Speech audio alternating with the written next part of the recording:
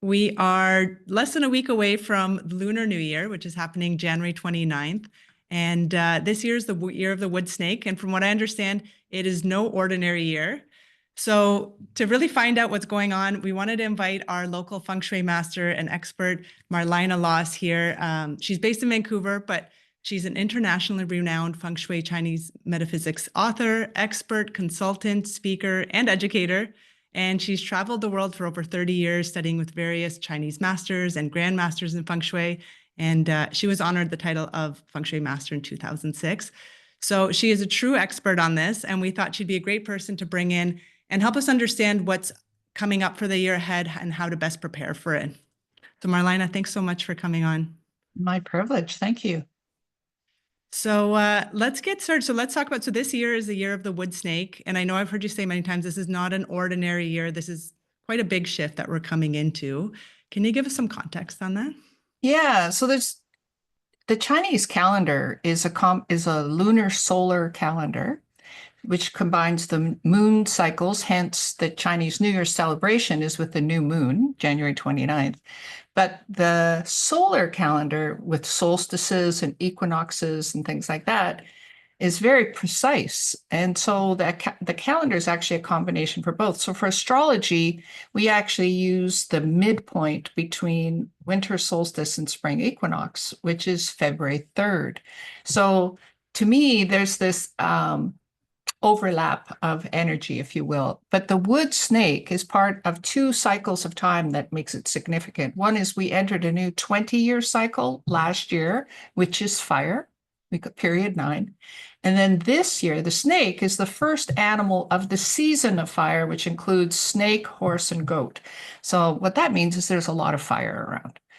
And why is that significant? Well, because we have to look back to the ancients. They used metaphysics as tools to guide us to evolve spiritually, more than just to have good luck. It was about, bigger existential questions. Why are we here? What's the purpose of my life?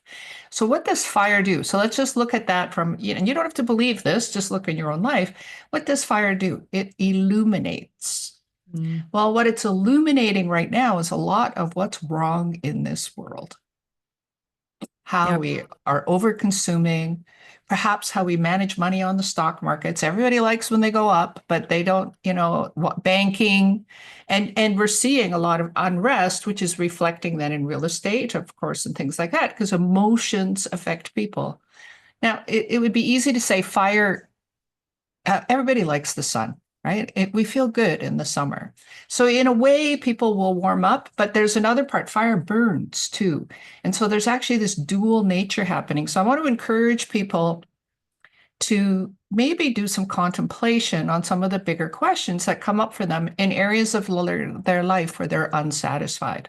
Because we can always create luck just by understanding time. But there really is a bigger influence happening right now that is for many, what am I doing with my life and why am I here?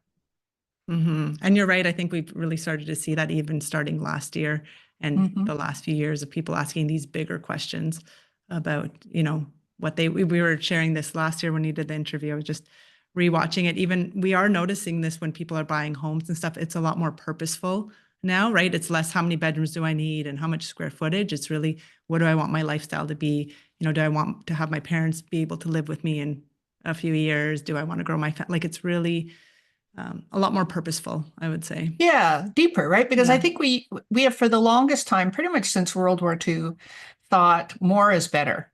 So, we've been giving kids their own bedrooms, their own bathrooms, their own closets and all that stuff. And COVID showed a big flaw in kids' psyche, particularly. They weren't coped to deal with it.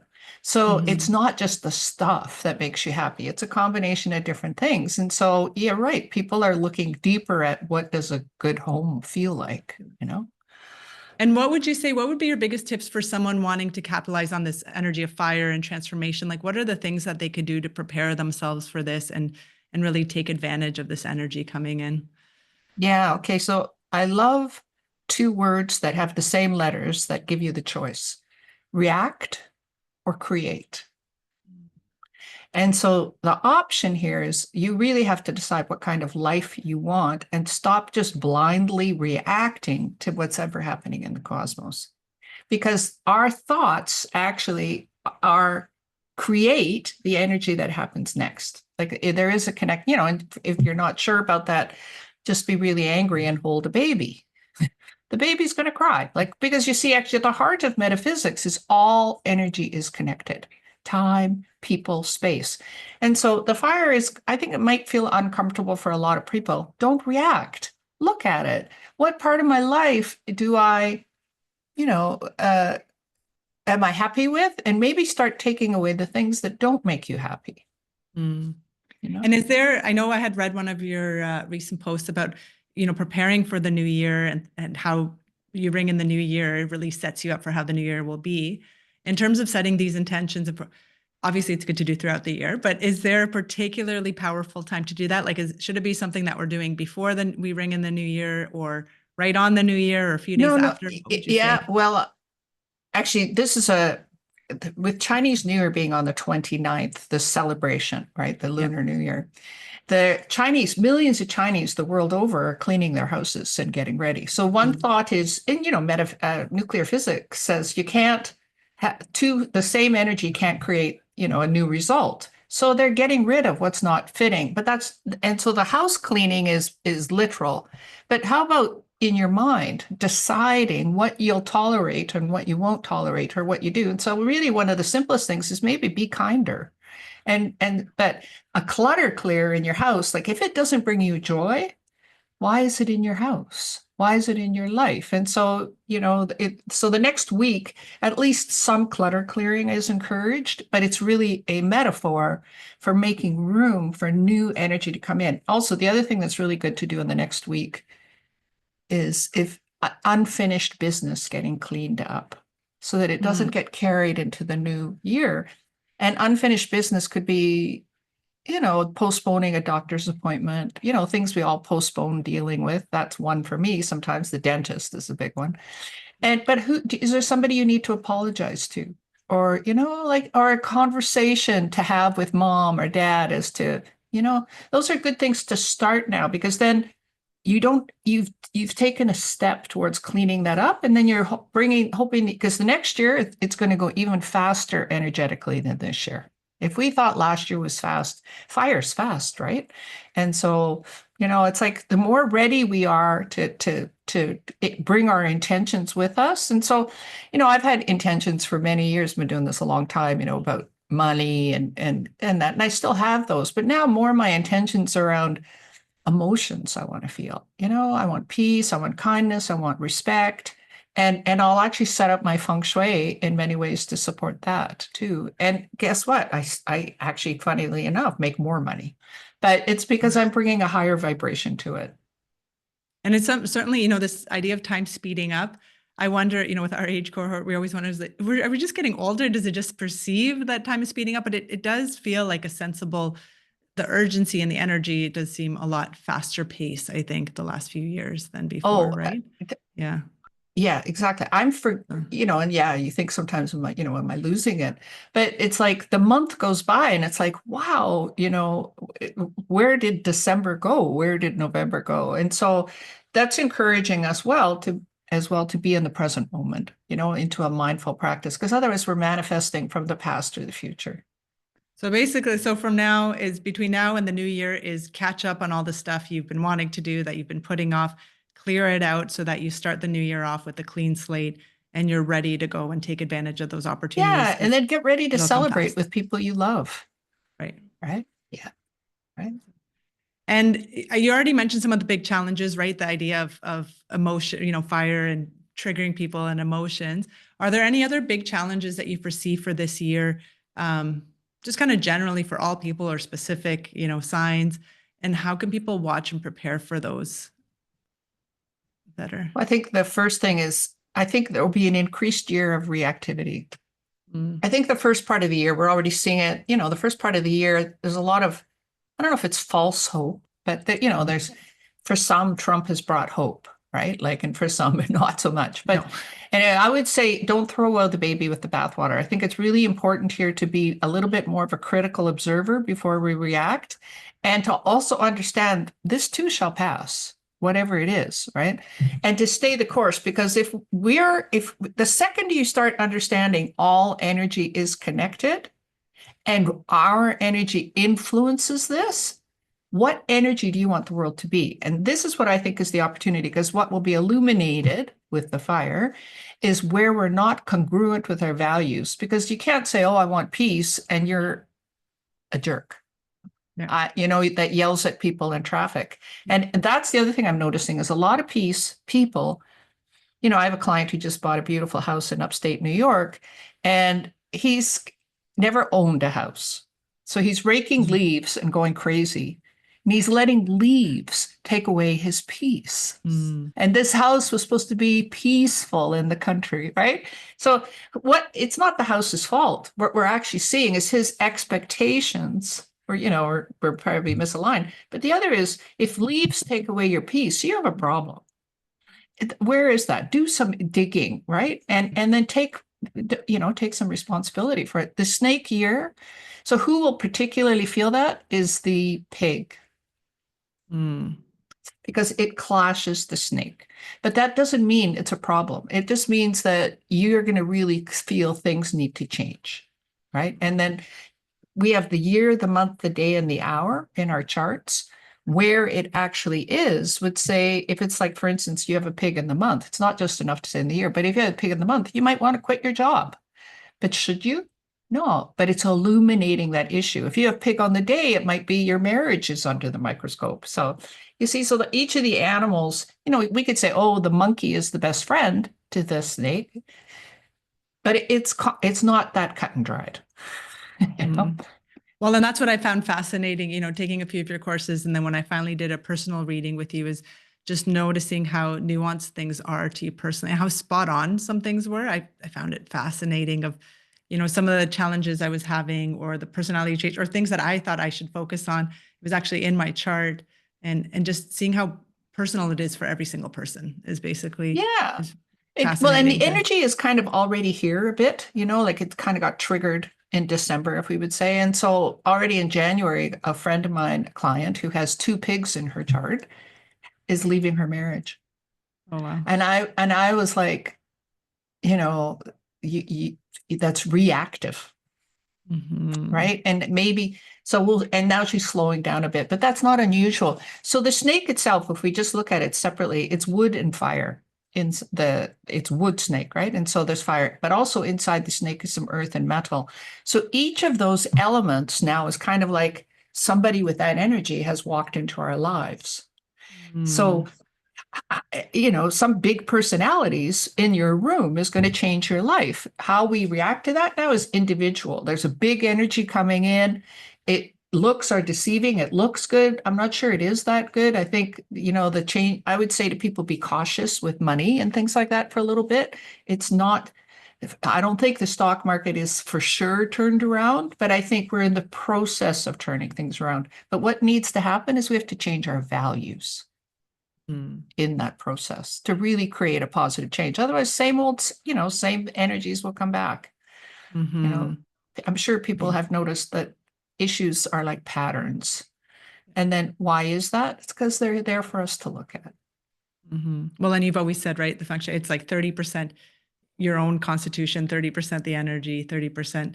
What was the last? Well, it's 30%? heaven, earth, and man. So Yes, 33% is what you were born with in time. 33% is your feng shui, which you can manipulate, right?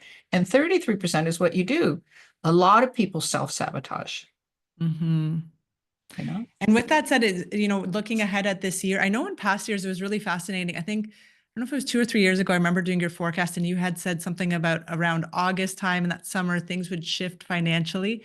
And interestingly enough, that was right when the market shifted in terms of real estate, not for the positive, it was where, and it was interesting to see that it manifests that way. I'm curious, do you have any idea of this year, if there's any auspicious times or some unlucky times for the real estate market, the financial market? Are there any big trends that you are expecting? Yeah. Okay. So a couple things. One is, I think from now till August, it's unstable. Okay. Okay. So that's one thing. So we'll know if things sort of stay stable till August, then I would say after August, there's more of a stability happening. But what's happening is people in the job market, the rich are kind of getting richer. Mm, And the poor are getting poorer. So the yeah. middle class is disappearing. And here in Vancouver, particularly, that's an issue in the real estate market. And the problem is the houses that we're building for the lower end housing, a lot of them don't have good feng shui. They're too, and so people have to also take into regard, it's not just the markets. What's the opportunity? We have to learn to be smarter, more valuable people. So self-worth is kind of a big issue that's on the table because if people have self-worth, they'll level up. They might go take a course, they'll take a risk in getting more educated.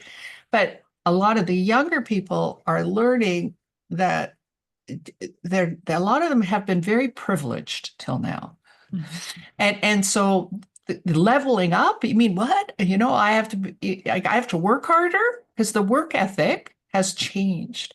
And unfortunately, I think that that's what's going to be on the table a bit in the economy is people who work hard and have a good work ethic and that type of thing, I think they will do fine. People who are feeling the world is not fair will get more evidence of that. I Mhm. think there'll be a lot of deals later this year, sort of thing. As people, I think the job market is a bit insecure. Some people, I tell them in their yearly readings, this is your year where you need to be likable, Mm. right? Be likable so that you're not disposable, right? And I'm also I work with a lot of leaders in the corporate world as well. And my job to the CEOs and that is to help them create better culture. Because that's actually one of the things I think, particularly since the Me Too movement and COVID, that corporate culture, we don't know how to create community anymore. We don't go to Mhm. church. We're not, and I'm not saying go to church, but I think we need to find now a new way to create community. And the fact that you do podcasts like this, you're creating a community with your clients, right? But it's a community of holism, right? Which I think is beautiful, Yeah, and and so we even need more of connecting. that. Yeah, like I find connecting one-on-one for people, it just, and especially as you said, that inequality, we've seen that gap in inequality has just gotten bigger, bigger, especially since COVID. And then also the gap in skill set and the ability to connect with people. Like I find, especially younger people, we have clients who, don't answer phone calls, but then they'll Oh, text you yeah. right after. And, and I've heard that from younger and younger generations. It's just yeah, that ability to connect and the desire to connect. It hasn't been as developed in earlier generations now because they've been more and more isolated, right? And it's Yeah. a real challenge, I think, especially in the workplace and even in the business world. I find it, I was just chatting with our team the other day. Back in the day, we used to present offers in person. Like if you're in a multiple offer situation, I would always be there presenting my buyer's offer in person to the sellers and the seller's agent. And every time I did that, our chances of getting that offer accepted was 95%. Now everything is email, online. You're almost not even meeting with your own clients in person. And so much gets lost, I think, in Oh, that's communication. too bad. I didn't know that, Yeah. which makes, oh, yeah. Um, Yeah, we have lost connection with Yeah. people and ourselves too, Yeah. even, right? But having said that, AI and social media and all that isn't going to go away. So actually, businesses need social media in order to thrive. But we have to now learn as humans, how can we still have connection and community and those types of things? And myself included, I'm going to have some in-person things with my local students, which I haven't done in years. I've been Yeah. doing it all on Zoom, right? I'm So, ready to come in person. I'm not a big Zoom person, to be honest. Like, I like it for things like this because it's easier, right? And you could fit in more things, but I think you can get so much more, yeah, connection with people when you're one-on-one, and there's just so much more context and more energy that's created too when people are together, right? Rather than one of the mhm. things too, I noticed, not to go off on a tangent, but my husband and I, when COVID hit, we started doing yoga online instead of doing it in a studio, right? And we were doing it and then we kind of lost interest and now we've been going back in studio just as of October, and it's such a different feeling being in Yes, person and not yes, staring at yes, your yes, screen. yes. Even sometimes the classes are a little too full, it almost feels uncomfortable, but the way you feel at the end is totally different than Well, and when you're doing it at home. yeah, you're right. There's an alchemy that occurs there. Now, we have a responsibility now, I think, as people that use social media and online interfaces and that, to use them responsibly, and connectively. I went to TEDx on the weekend for the first time in a Surrey TEDx with 1,000 people in an auditorium. And I was like, oh, I want to do more of this because I was so inspired. And just being in a group of people that were consciously supporting these speakers, it was amazing. And I was like, okay, thank you for the reminder. And yeah. And I think there's a bit of science behind it. I meditate, and they say when you meditate, like they've studied this, when you meditate on your own, like your brainwaves change. But when you're with other people, you actually affect each other's brainwaves, right? Like you get a much deeper coherence effect when you have and lots of spiritual teachings. Yeah. When two or more are gathered with the same purpose, there's an alchemy that occurs. Absolutely. Yeah. And you hear that in Christianity, you hear it in a lot of these Eastern traditions too. So I would love to see more in-person stuff. I do find it, to me, I would way rather meet someone in person than online. So let's create some meetups. Yeah. Let's do it. I'm in. You and I can do that, right? Because we're in the same city. Yeah. It is interesting though. I know, I think 2 years ago, we did a workshop for some of our clients on creating generational wealth, and, had a financial planner. And we did it in person because of my love of in person, but we had more requests to do it online than we had people wanting to come in person. So I think it's an adjustment bringing people back. I think it depends on the topic. That's true too. Right? Because that's a topic that hits a lot of nerves. Yeah, that's true. So we were talking about this year, whether we do it online or in person, if we do it again. So I guess you just got to test it and see, right? So, two big questions I have too, in terms of a lot of comments we had about us doing this, was people asking about, how do you improve relationships? And another one is, how do you improve your prosperity and wealth? Are there different areas of the home that people should focus on to help improve, either their relationships or their finances? What would your recommendations be for those? Yeah, thanks for asking that.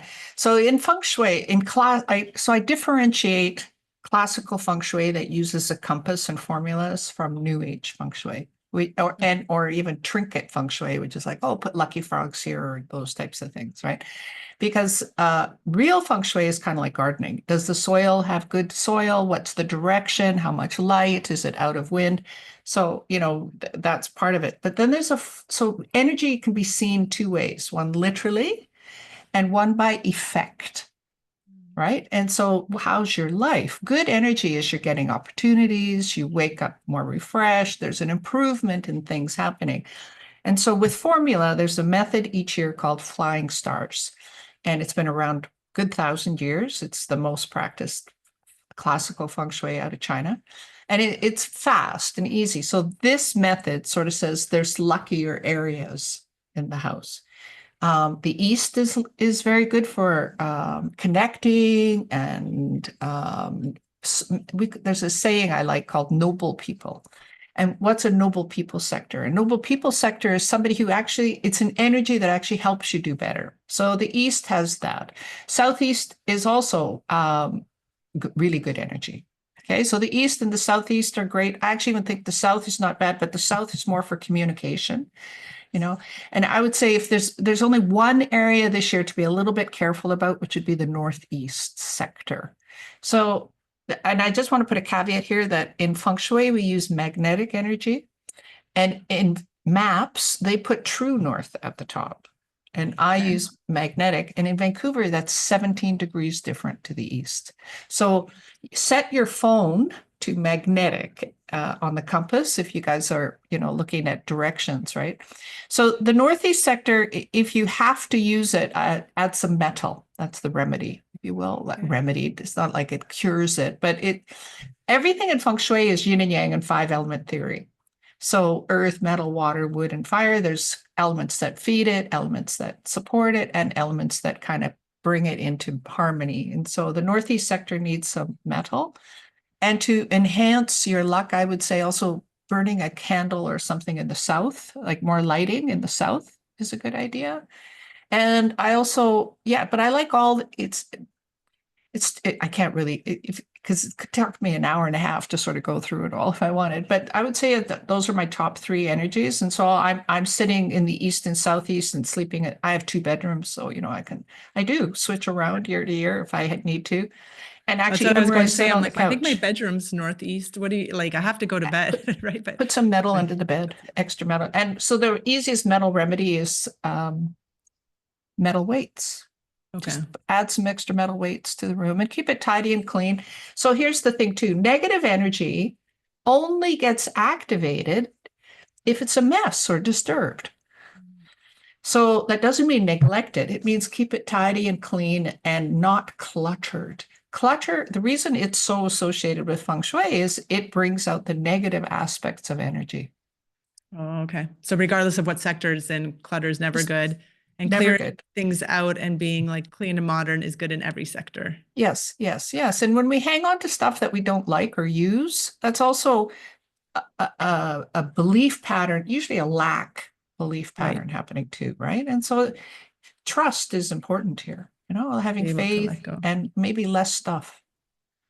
And is there any specific sectors that are good for you said connecting, I guess, and Oh, for communication was east and relationships, I south? would use What'd you the say? west sector. On the west. Okay. Yeah, for the west sector. And actually, north also has really good energy too. For relationships, I would do north and west. Now, what does that mean? So that just says to me, if you're eating in those sectors or doing things, you're going to find this year is probably easier, more flow. And then northwest, the energy of the northwest is such that it's curious. They call the energy there the argument star, but it's only an argument if you don't know how to negotiate. Oh, interesting. Okay. Right? It's actually, so people who, right? It's just people who, my way or the highway. Well, then if you're eating dinner in the Northwest, you might find some lively conversations coming up. But I think all the energies are not to be feared. When they get triggered and if something comes up, it's actually, so for you in the bedroom, if you have this energy, it's a transformation sign. But not everybody wants transformation. Right. Right? So, and I think that's the value of what you said is just, being aware, right? And then you can, and I remember you tell me one year too is, I think sometimes people are scared to get readings of their home or of their life because you're like, what if something bad's going to happen?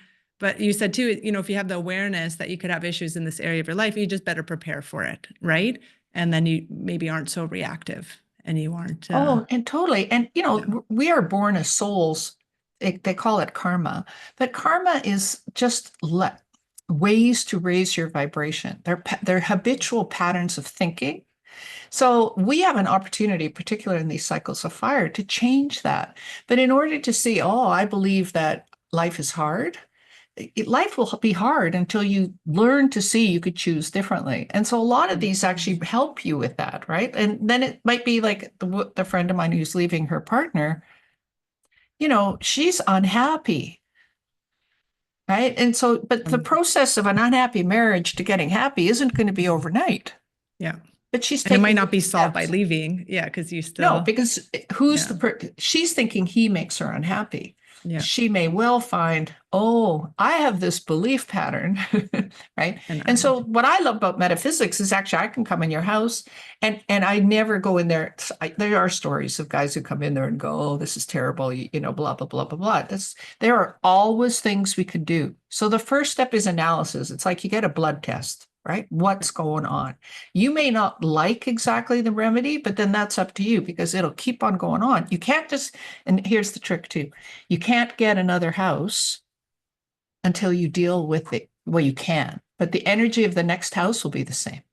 I remember you telling the story of this guy's house that you went to and he was single and couldn't manifest a good relationship. And you looked around his house and he had all photos of single women with their back towards him, like just different paintings. Yes. And it makes me think, I think we see it with real estate too, that people are drawn to what they're drawn, like different people are drawn to different places because of, their beliefs and their energy. So you can move your place, but if you end up getting the same energy, then. Yeah, and just like, I think a lot of people who live on the downtown east side, which has a lot of poverty and different things, they would hate to live on the west side or British properties because their vibrations don't even match, right? So we have to help everybody get to the next level. And so that's a really cool thing. There's always things we can do if you're prepared to do personal growth or to take action. And as we know too, successful people in the world the people like myself have been advisors to probabilities for thousands of years to people who want to do a good job, who want to do different. But a lot of people think, oh, something out there should change, and then I'll be happy. Yeah, that's usually how it is, right? But until you And you change help them yourself, with that, getting a new house. But we help I'm them get sure a new you've seen house. Yeah. too, you have to help really manage expectations, too. Totally. And yeah, I think our thing is managing expectations and really helping people get clear on what they really want. Because I find sometimes people say they want something, but really our job is to help them figure out, what do you really want? What do you really need? And what are you willing to do to get what you want? Because usually what they really want, if it's a step up, it's a little bit out of reach. Like something has to change in order for them to get it. I've never seen someone make a move into the market or up the market and it was just comfortable and easy. It's always, Oh, you have to yes. be willing. And the more energy people put into it and the more analysis they do on themselves, the better their outcomes are. Yeah, because otherwise we carry the past with us. And Yeah. the Chinese actually know that 7 generations of the past live within us. Oh, wow. So the burial feng shui is a big part too, because it's like if you're properly buried, you can help the descendants sort of have better luck. And it's a big thing. Even here in Vancouver, people will pay hundreds of thousands of dollars for buying the right plot, type thing. And yeah, but it's like and there's a lot of research out there too that says the belief patterns of our parents and ancestors are actually in us. So if they went through a war, it's pretty hard to feel safe as a child because it's even inside of you that the world is like that. And so these are things we're all going through in the current times we're in. Just in the past, it wasn't as illuminated. And, in terms of working on this, if someone is kind of lit up by this conversation or inspired to make a change, what would you recommend as ways that they could learn more about themselves? Like, would it be getting a consultation with you or coming to a workshop? Like, what's the best way for them to get introduced to this and start? Well, I think first you should sign up for my newsletter, right? Because I do a monthly, sometimes bi-monthly, but and monthly where can they newsletter. sign up for your newsletter? That's on your website. marlinaconsulting.com. So my website's my name and marlinaconsulting.com, and there's a box just up on the top right. So that's first. I'm on Instagram and I'm on Facebook. And Instagram, I do lots. My posting's mostly inspirational. I just really am. There's a lot of messaging out there to be fearful, and fear is a block to me, but it doesn't mean I'm a blissinity either. But it's kind of like, how can we, because you have to recognize, oh, I've got this pattern of thinking. How can I shift it? I have a membership group that's $28 a month, Living with Purpose. So that's a kind of the lower end of contacting me. I do readings and I do feng shui consultations, and I actually teach Chinese astrology, and I also teach feng shui. I've been doing this a long time. And the cool thing these days is I'm working with a lot of acupuncturists and TCM doctors globally who haven't had access to the real teachings. And this was originally part of Chinese medicine. And I actually knew, it's so funny, 20 years ago when I was taking a class in China, and I just had this kind of download that as a white person, so this is like weird for me, right? Oh, I'm going to be helping teach people about this. And it was like, really? And yeah, I am, because they don't have access to the knowledge. And I'm a bit of a nerd with this, right? I've read thousands of books, and I continue to this day to study just because I'm curious. I can't read Chinese. So I have to study, more, if you will, to get access to the material from people who have. But I find it exciting because I'm seeing a shift in how this is being used. People are now using metaphysics kind of as a global thing of how to help people raise vibration. And really, isn't it at the end of the day as simple as that? Like, even though we could say, oh, the snake is a big year, right? But if you focus on raising your vibration, your life will change, which means stop doing what doesn't raise your vibration. Well, and you raise the vibration of everyone and everything around you too, I think, right? It's that simple. You can't have world peace till you have inner peace, right? Yeah. So what's not making you happy might come to the surface. So deal with it. So sign up for the website, see about your workshops or join your monthly newsletter. They could also get a personal reading with you. And we're actually giving away a reading with you. And this is just to explain to people too, it's a birth chart reading, right? It's not a, Yeah. it's not a Well, house reading. yeah. It's more So they're about going to talk to me understanding. for an hour. So actually, Yeah. if they have house questions, they can bring it up. Okay. But yeah, so your year, month, and day and hour tell a story, Right. right? And the future, because all energy is connected, is large. I can see in a chart if you have mother or father issues or things like that, but also when to make money. If you had questions about money, what's my best strategy this month? How are my kids doing? Like that's all possible to see. And then to support you with actions, because that's really at the end of the day, right? Some actions. And yes, maybe I would say will sit in this sector of your house. But the first thing is just awareness. There's a saying I like, awareness is curative, right? Like just, and what Being is aware. awareness? We're putting our eyes on something. And what are our eyes? Light. So to see how all this light is illuminating people and things, I think it's exciting. I think it's Uncomfortable, very but exciting. exciting. So you could, yeah. So if you want to win that, you could just follow our Instagram and we have a little post on it. You just have to like it and comment, but you tag someone or you post why you'd like to win it. And we're going to do the draw on I think we close it on the 28th and we do the draw on the 29th. So right on New Year. And then we also have a few of your books, which you wrote here, the Feng Shui, Do You See What I See, which you genuinely gifted. And we're going to be giving 3 of these away as well. So Awesome. this is another way people could learn from you, no? Can people still Totally. buy this on like It's a Amazon? PDF format now on Oh, now it's on the PDF. Okay.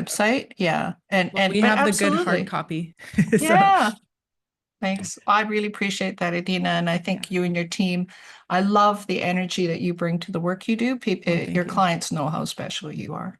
Oh, thank you. That's very sweet. You know, I think we're lucky because we actually have like the most wonderful, loving client. Like we just have the most amazing clients. So we always feel energized to work with them. And it's just a blessing to have someone like you to share your wisdom with us and be part of this and help me Yeah. raise my vibration because You're welcome. Thank you. it's not a, Ditto.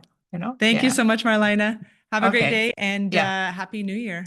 Yeah. We'll be in Bye. touch. Okay. Bye-bye.